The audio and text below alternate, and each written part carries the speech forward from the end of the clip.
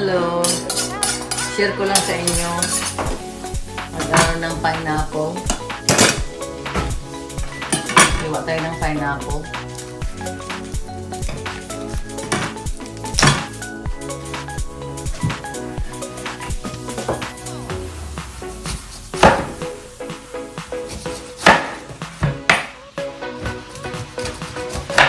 Iba yung pineapple sa atin. Ito, ano na, malambot na, oh.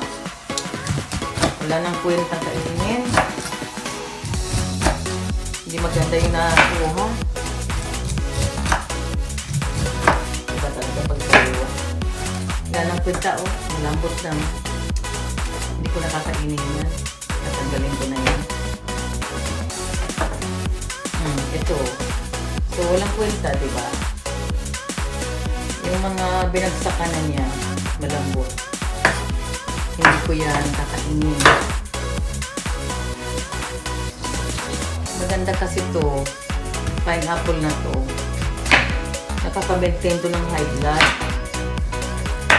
Kaya, ugaliin yung kumain ng pinya. Lalo na pag nagme-maintenance na kayo,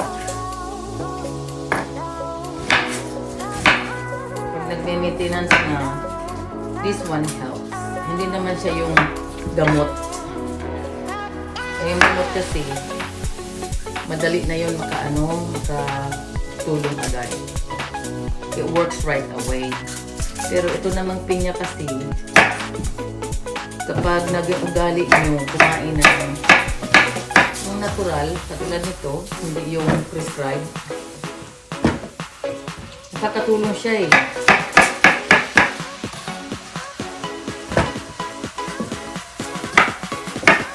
Huwag natin sanayin yung ating katawan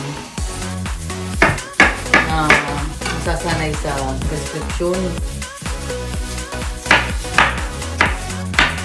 Malaking tulong na itong pineapple juice at pineapple sa inyong high blood. Pati yata diabetes. Ayan. Sana laki ng mukha ko. Oh my God. Thank you for watching.